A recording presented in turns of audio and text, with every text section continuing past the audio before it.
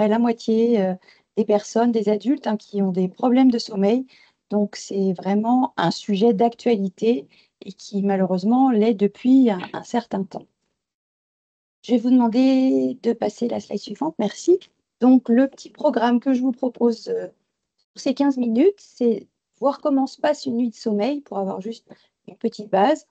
À quoi ça sert? Quelles sont les conséquences d'un mauvais sommeil sur la santé? Alors, par contre, je suis désolée, Delphine, oui, parce que vous apparaissiez sur le texte, et du coup, c'est un petit peu plus compliqué. Donc, les conséquences d'un mauvais sommeil sur la santé. Et puis, ensuite, on va rentrer dans les conseils pratico-pratiques pour améliorer la qualité de votre sommeil, avant de passer aux questions-réponses. Si vous passez à la slide suivante. Donc, Delphine m'a déjà présenté rapidement, mais juste, je voulais rajouter que, donc, effectivement, j'étais donc dans l'industrie pharmaceutique pendant 28 ans et puis ensuite en recherche de sens. Je suis donc retournée sur les bancs de la fac à plus de 50 ans pour me former à la prise en charge de l'insomnie, passer un diplôme universitaire à la fac de médecine pour apprendre la méthode de référence de prise en charge de l'insomnie qui ne nécessite pas la prise de médicaments. C'est le point sur lequel je souhaitais insister auprès de vous, parce que c'est quelque chose qui n'est pas forcément connu. C'est la méthode de référence pour la Haute Autorité de Santé en France, et elle est utilisée dans le monde entier, et donc elle présente l'intérêt d'attaquer le cercle vicieux de l'insomnie de tous les côtés en même temps, d'où la puissance de cette méthode. Et je me suis également formée au coaching parce qu'en fait, quand on a un problème d'insomnie, soit il y a une cause médicale, auquel cas, étant pharmacien, je renvoie évidemment vers un médecin pour la prise en charge de cette cause médicale, mais il peut y avoir des causes d'origine plus psychologique, du stress, de l'anxiété, et j'avais à cœur de pouvoir accompagner les personnes de façon globale pour qu'à la fin de l'accompagnement, le problème soit réglé, alors que si on ne s'occupe pas de la cause, eh bien, il revient très vite en boomerang. Et l'objectif, ce n'était pas de garder les personnes en dépendance vis-à-vis de moi, mais c'était de régler le problème, qu'elles deviennent autonomes et qu'ensuite elles sachent se débrouiller. Voilà le petit complément que je t'ai apporté. On est parti. Donc, le sommeil, eh bien, la première chose, c'est que c'est vraiment une fonction vitale pour notre organisme. Il y a 3 piliers de la santé. Le sommeil est un de ces 3 piliers, avec l'alimentation et l'exercice physique. Et comme tout trépied, s'il y a un pied qui manque, eh bien, il se casse la figure. Donc, la slide suivante, s'il vous plaît. Donc, pour commencer, comment se passe une nuit de sommeil? Parce que c'est des choses qu'on ne sait pas toujours. Et c'est un point quand même très important. Il faut savoir qu'une nuit de sommeil, c'est une succession de cycles. En moyenne, selon le temps de sommeil des personnes, on a entre 4, 5, 6 cycles sur les gros dormeurs. Et les cycles durent entre 90 et 120 minutes chacun. Sur une nuit de sommeil, les cycles peuvent faire tous 90, tous 120. Ça peut être en alternance de 90-120 et ça ne veut rien dire du tout sur la qualité de votre sommeil. Par contre, la chose importante à retenir, c'est qu'à la fin d'un cycle, on se réveille toujours. Et quand on est jeune, on se rendort dans les microsecondes ou les quelques secondes qui suivent et du coup, on ne s'en souvient pas le lendemain matin, ce qui fait qu'on a l'impression qu'une nuit de sommeil est continue, ce qui n'est absolument pas le cas. Et plus on avance en âge, et je dirais passé la cinquantaine, on commence à avoir un peu plus de réveil, plus fréquemment et qui dure plus longtemps. Et du coup, là, on s'en souvient. Donc, c'est une dégradation normale du sommeil. Donc, je vous prépare psychologiquement quand vous rentrerez dans cette période-là. On n'y coupe pas, il n'y a rien à faire, c'est normal. Et tant que le réveil ne dure pas plus d'une demi-heure, il n'y a pas de souci particulier. C'est un non-événement. Alors oui, une demi-heure, ça peut paraître long, mais il n'y a rien de pathologique. Donc, c'est important de le savoir parce que j'ai des personnes qui viennent me voir, qui me disent souvent, je me réveille 4, 5, 6 fois dans la nuit. Et en fait, ça dure 5 minutes. Et donc, en fait, c'est un non-événement. Alors, vous pouvez voir sur ce schéma que... Non, on n'a pas terminé. On peut revenir, merci. Sur ce schéma qu'en fait, il se passe des choses sur la première moitié de la nuit, tout en bas, les traits bleus marines, qu'on ne trouve pas sur la deuxième partie de la nuit. Et donc, on va décrire tout ça. Donc, sur le premier cycle, on commence par s'endormir et entrer en sommeil lent léger, donc c'est la partie un petit peu jaune-orangé. Ensuite, on a une deuxième phase de sommeil léger également, mais en bleu plus bleu roi, qui se poursuit. Et enfin, on a une plage plus importante de bleu marine, qui est le sommeil lent profond, le plus profond, le plus récupérateur. Le cycle se continue ensuite avec un petit peu de sommeil léger, encore une fois, et on finit par la partie un petit peu indigo, violine, du sommeil paradoxal, qui est le sommeil des rêves. Le cycle suivant, on va directement en sommeil léger, on a un petit peu moins de sommeil profond, à nouveau du sommeil léger, donc vous voyez que là, le sommeil léger est quand même en quantité beaucoup plus importante, et on finit toujours par le sommeil paradoxal qui commence à augmenter un petit peu en proportion. Le cycle suivant, il y a eu un micro-réveil qui est apparu, un petit peu important. Et donc, il y a à nouveau, on repasse par une phase de sommeil léger jaune avant de passer au sommeil léger bleu. Et on a à nouveau du sommeil profond, mais là qui commence à être vraiment très réduit. On poursuit par du sommeil léger bleu un petit peu plus important. Et on finit par le sommeil paradoxal qui devient en quantité non négligeable, vraiment plus important. Et puis le cycle suivant, du sommeil léger jaune, léger bleu, léger jaune, léger bleu, du sommeil paradoxal. Vous voyez que sur la fin de la nuit, et ensuite on a à nouveau du sommeil léger et un réveil, il n'y a plus de sommeil profond. Donc, peut-être que vous aviez entendu dire que c'était le sommeil d'avant minuit qui était le plus important. Alors, ce n'est pas avant minuit 0 heure, mais c'est avant minuit, le milieu de la nuit, donc mi-nuit, parce que le sommeil profond ne se trouve que sur la première partie de la nuit. Et on va voir à quoi il sert. Il a un rôle très important au niveau physique. Donc, je veux bien la slide suivante maintenant. Donc, à quoi sert notre sommeil? C'est un moment qui est absolument essentiel pour préserver notre santé et celle de notre cerveau. C'est un besoin vital pour notre organisme et pas une perte de temps. Il y a plein de gens qui considèrent que c'est une perte de temps parce qu'on passe un tiers de notre vie à dormir. Eh bien, c'est un mauvais calcul et c'est une idée fausse. Si on ne dort pas le temps dont on a besoin, on ne peut pas être ni à 100% de nos capacités physiques, ni à 100% de nos capacités psychiques. Et donc, il est impératif d'éviter la dette de sommeil dans la mesure du possible. Pendant le sommeil lent profond, qui est le plus récupérateur, on va avoir toutes les restaurations d'ordre physique de notre organisme. On recharge nos réserves en énergie, on récupère au niveau des muscles, les organes se reposent, ils sont en mode veille, donc ça leur permet de se régénérer. On sécrète un certain nombre d'hormones, on va fabriquer des anticorps, on régénère les cellules qui sont mortes pendant la journée et on élimine les toxines qui sont émises par le cerveau pendant son fonctionnement dans la journée. Au niveau du sommeil paradoxal, le sommeil des rêves, lui, il est responsable du bien-être psychique, donc de la mémorisation, du classement des idées, donc les apprentissages se consolident pendant la nuit.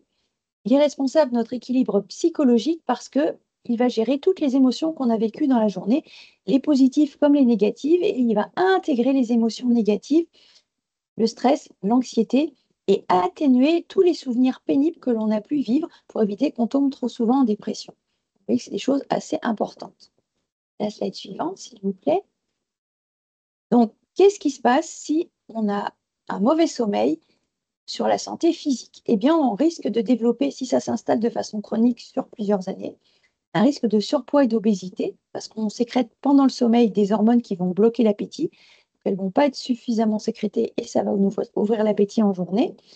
On risque d'avoir des troubles cardiovasculaires qui se mettent en place, comme l'hypertension, risque d'AVC, d'infarctus, de maladies des vaisseaux du cœur, risque de diabète, risque de troubles de l'immunité, risque de troubles de la fertilité et certains cancers qui peuvent être plus fréquents pour les personnes qui travaillent en horaire de nuit exclusivement sur de nombreuses années. Maintenant, on va voir les conséquences d'un mauvais sommeil sur la santé mentale. On a une exacerbation de la douleur ressentie qui apparaît beaucoup plus intense quand on manque de sommeil, une irritabilité, une mauvaise gestion des émotions, des troubles de la mémoire et de la concentration, de la fatigue qui, si elle s'installe trop longtemps, peut générer au bout d'un certain temps potentiellement une dépression et dans les cas extrêmes, des risques de burn-out, des prises de médicaments plus importantes quand on manque de sommeil, et en particulier les somnifères et les anxiolytiques, et enfin, des addictions plus fréquentes en termes d'alcool, de tabac, de sucre, de drogue, diverses et variées. Et donc, vous voyez que ce sont à la fois au niveau physique et mental des choses qui sont relativement majeures, donc ce serait dommage d'arriver à ce type d'extrémité. Donc la bonne nouvelle, c'est qu'on peut agir sur notre sommeil, on peut essayer de le préserver et de le restaurer, mais ça se prépare. Donc je vais vous partager maintenant les conseils pour y arriver. La première chose, c'est l'environnement.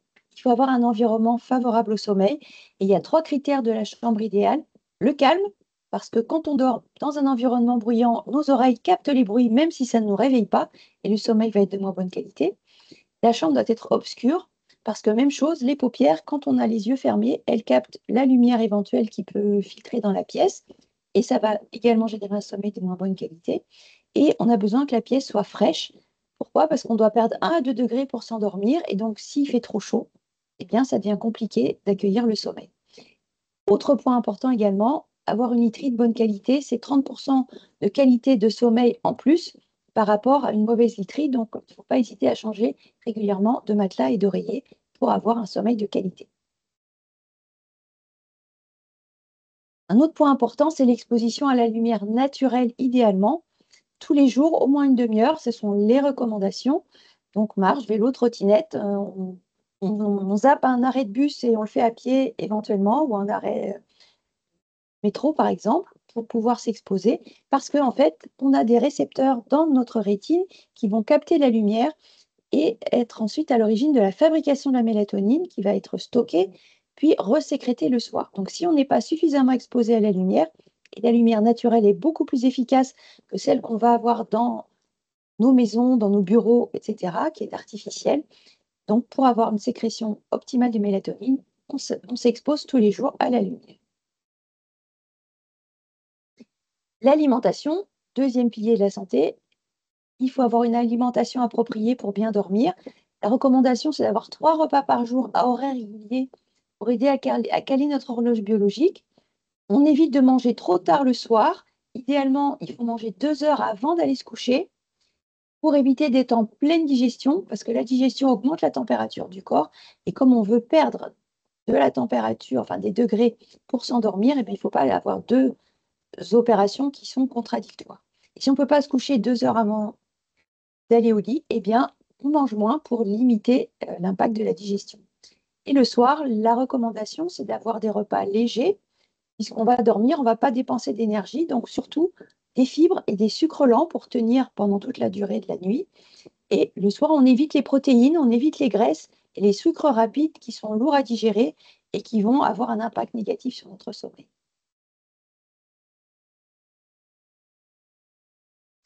Le sport, le troisième pilier, est très important aussi. Il permet d'améliorer la qualité du sommeil en sécrétant certaines hormones qui vont favoriser l'apparition du sommeil profond, un sommeil de qualité.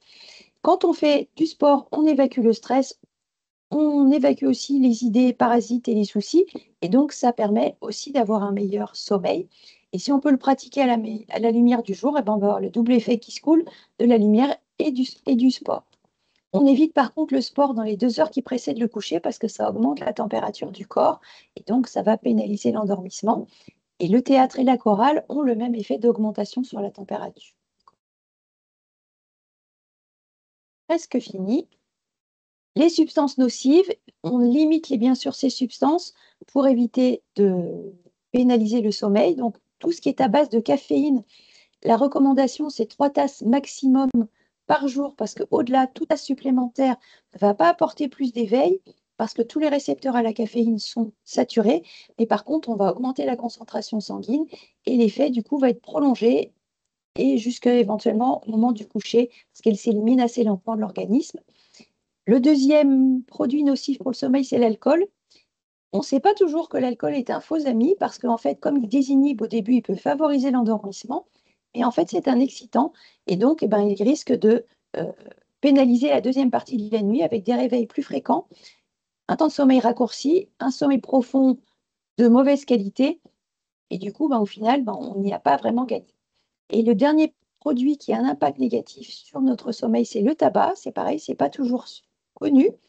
Il pénalise tous les paramètres du sommeil, il bloque la sécrétion de mélatonine, il raccourcit le temps total de sommeil, il rend le sommeil profond moins profond, il va aussi hacher le sommeil et provoquer plus de réveils nocturnes, à tel point qu'au Canada, dans les centres du sommeil, on refuse les fumeurs, on leur dit bah, écoutez, arrêtez de fumer, et puis si les choses ne s'arrangent pas d'elles-mêmes grâce à ça, on verra ce qu'on peut faire pour vous. Dernier point sur les éléments négatifs qui pénalisent notre sommeil, les écrans. Tout le monde a entendu que les écrans bloquaient la sécrétion de mélatonine et donc étaient mauvais pour s'endormir le soir. Alors, quand on parle d'écrans qui bloquent la sécrétion de la mélatonine, on parle des ordinateurs, des tablettes et des smartphones parce qu'ils sont près des yeux et que du coup, la lumière bleue va vraiment avoir un impact direct. La télé ne pose pas de problème parce qu'elle est loin et que du coup, la lumière bleue va s'évaporer un petit peu dans l'atmosphère et ne va pas avoir d'impact. Mais les écrans ont d'autres effets. Il y a deux autres effets négatifs. Le fait que quand on est sur notre écran, on est toujours en mode éveil. Le cerveau est très actif et du coup, notre cerveau, il ne sait pas passer du mode éveil au mode sommeil, comme si on appuyait sur un interrupteur on-off. Il a besoin d'un sas de décompression. Et donc, pour accueillir le sommeil, entre la veille, enfin, l'état où on est en mode actif et l'état où on va accueillir le sommeil, eh ben, il faut 1 heure. À 1h30, notre cerveau, les ondes diminuent en intensité et on puisse accueillir les ondes du sommeil. Donc, 1 heure à 1h30 de temps calme avant de pouvoir accueillir le sommeil et de temps calme avec des activités qui ne vont pas solliciter notre cerveau et sans écran. Et enfin, le dernier côté négatif des écrans, c'est qu'ils émettent des ondes électromagnétiques. Notre corps et notre cerveau n'aiment pas ça du tout. Et donc, il est bien plus profitable de les laisser en dehors de la chambre pour que notre corps, dans son ensemble, ait une période sans ondes, parce que même en mode écran, les ondes passent, et donc ce n'est pas du tout recommandé. Et donc, pour conclure, les risques liés à l'insomnie ou à la dette de sommeil chronique, vous avez vu sur la santé des pathologies chroniques qui, une fois qu'elles sont installées, bien, malheureusement, il est difficile après d'en guérir. Donc, c'est important de consulter dès que l'insomnie s'installe, dès qu'elle devient chronique, c'est-à-dire à partir de 3 mois, pour éviter les conséquences néfastes sur votre santé à long terme. Donc, consultez un spécialiste du sommeil qui saura vous accompagner. Et la thérapie comportementale et cognitive de l'insomnie, la TCCI, est la méthode que j'ai donc apprise à la fac de médecine, qui est utilisée dans les centres du sommeil. C'est la méthode de référence et elle permet cette prise en charge sans prendre de médicaments, donc sans addiction chimique, psychologique, et donc sans effet négatif sur notre cerveau. Et c'est ça que je trouve très intéressant dans cette méthode. Voilà, eh bien, écoutez, j'ai terminé ce que je souhaitais vous partager et je suis à votre disposition pour répondre à vos questions.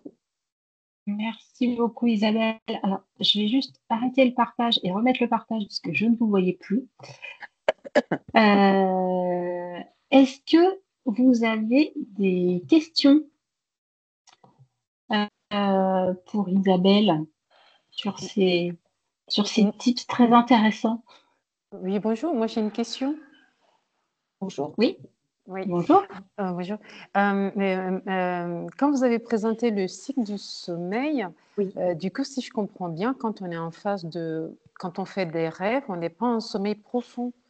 On est Donc, en sommeil paradoxal, mais c'est un Ouais. sommeil qui est profond quand même. D'accord, ok. Donc, quand on fait beaucoup de rêves, c'est réparateur quand même. Absolument. D'accord, ok. Et le fait de faire des rêves ou de ne pas s'en souvenir, on fait tous des rêves, mais on ne s'en souvient pas toujours, Très bien. ça ne veut rien dire sur la qualité du sommeil. D'accord, ok. Voilà. Bon. Pour rassurer celles qui peut-être ne se souviendraient pas de leur rêve, moi c'est mon cas. 2-3 fois par an, je me souviens d'un rêve, mais c'est vraiment exceptionnel et ça ne veut rien dire du tout. C'est pas négatif. Merci beaucoup. Oui, Ali. Avec plaisir. Oui, moi j'avais une question. Vous avez parlé de, de la caféine et des tasses de café, donc enfin du nombre de cafés par jour. Je voulais savoir si l'horaire de la dernière prise de café avait une incidence, puisqu'on dit souvent qu'il faut éviter de boire le café le soir ou avant 16 heures, après 16 heures. C'est quoi la règle? Alors oui, l'horaire a un rôle très important. En fait, ça dépend de ce qu'on a pris comme quantité avant.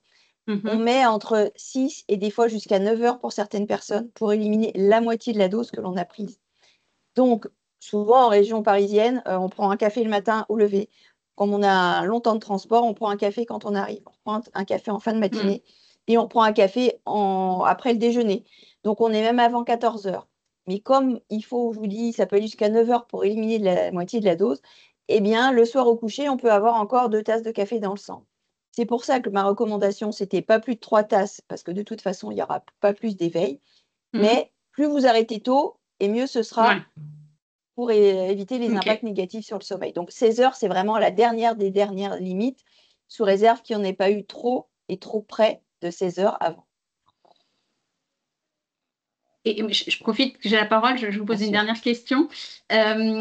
Moi, j'ai des gens parfois qui me disent, mais moi, je dors juste 5 heures par nuit et ça me suffit. Je me réveille le matin, je suis en forme, j'ai pas de fatigue particulière la journée. Est-ce que ça veut dire qu'on a tous aussi un cycle de sommeil qui est différent? Et auquel cas, est-ce qu'on peut dire que 5 heures, c'est suffisant ou c'est que c'est potentiellement biaisé et qu'il faut dormir 7-8 heures comme on le voit souvent? Alors, c'est pas un cycle de sommeil différent parce que les cycles, ils se succèdent et ils sont différents au sein d'une nuit. Mhm. C'est les besoins de sommeil qui sont différents. Il y a trois D'accord. catégories de personnes. Il y a ce qu'on appelle les courts dormeurs. C'est des gens qui ont besoin de moins de 6 heures de sommeil, effectivement. Et simplement, c'est 1 à 2% de la population. Donc, ils sont vraiment peu nombreux. Ensuite, il y a la majorité des gens qui sont ce qu'on appelle des moyens dormeurs. Donc, des gens qui ont besoin entre 6 et 9 heures de sommeil par nuit. Et on a aussi les gros dormeurs qui ont besoin de plus de 9 heures. Et pour ces gens-là, c'est beaucoup plus compliqué parce que quand on doit caser 9 heures ou plus de sommeil, plus le temps de travail, ben, il ne reste pas grand-chose pour la vie de famille, le sport, les loisirs, la vie sociale. Donc, ça devient compliqué. Mais voilà, donc on a ces trois grandes familles de dormeurs. Et on est comme ça, et c'est génétique, et on le reste toute sa vie. Donc, même dès le bébé, chez le bébé, dès le début, ils sont en bas de la courbe au niveau du temps de sommeil, voire des fois en dessous pour les très très courts dormeurs. Voilà, c'est une caractéristique que l'on a dès la naissance et que l'on garde toute sa vie. Et même en vieillissant, du coup, si on est petit dormeur Absolument, à 90 ans, on est encore petit dormeur. Ok, tout à fait, ok, merci beaucoup. avec plaisir. Merci Isabelle. Est-ce qu'il y a d'autres questions? Oui, moi j'ai deux questions. La Oui. première à titre personnel, donc vous disiez que si on se réveillait une demi-heure, c'était tout à fait normal et acceptable. Qu'est-ce qu'il vaut mieux faire pendant cette phase? Est-ce qu'il faut aller boire un verre d'eau? Est-ce qu'il faut essayer de se rendormir tout de suite? Est-ce qu'il faut lire? Parce que parfois, bah, je ne sais pas quoi faire en fait, hein. Alors, en fait, c'est pas pendant la demi-heure. Si vous vous rendormez pas dans les 20-30 minutes, il vaut mieux se lever plutôt que de rester du coup éveillé 1 heure, voire plus. C'est souvent la problématique. Il faut mieux se lever, faire une activité calme avec peu de lumière, et dès que le train du sommeil revient, donc les bâillements, paupières lourdes, les refroidissements, là, c'est le moment de retourner vous coucher parce que du coup, le train est là et ça sera facile de s'endormir. Par contre, si vos réveils, ils sont toujours d'environ une demi-heure, pour les accélérer, vous pouvez éventuellement faire un petit peu de cohérence cardiaque, des exercices de respiration calme qui vous permettent d'avoir le cœur le plus lent possible et d'accueillir au mieux le sommeil. D'accord.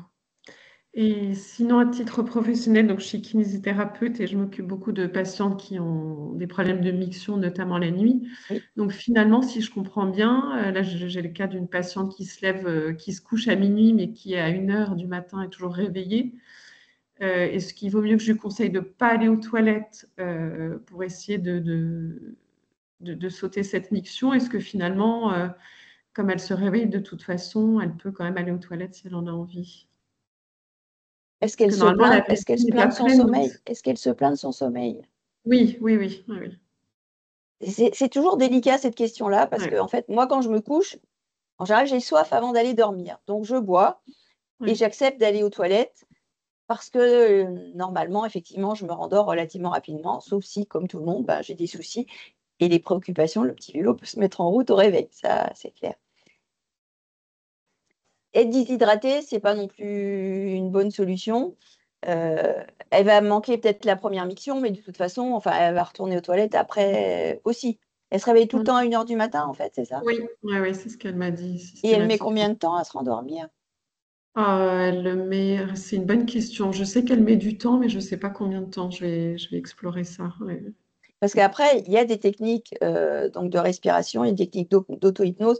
Il y a plein de choses qu'on peut faire quand le sommeil ne revient pas pour essayer de le faciliter.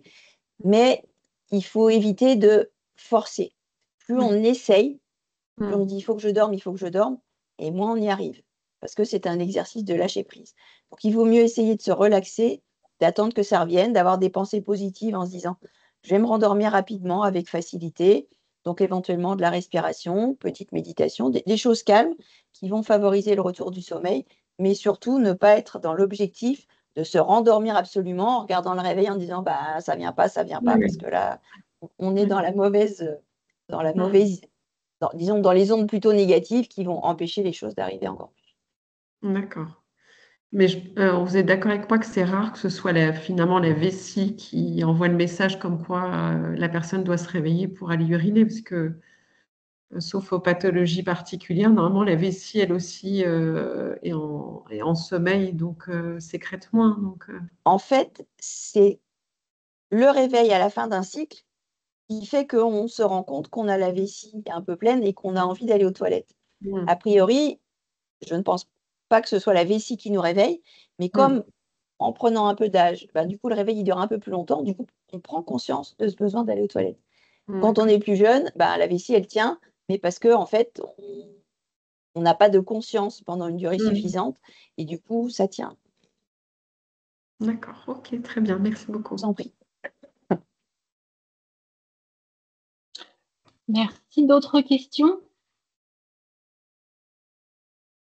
Écoutez, je vous propose du coup qu'on s'arrête là. Merci beaucoup Isabelle pour tous ces conseils. Avec On grand va plaisir. essayer de mieux dormir ce soir.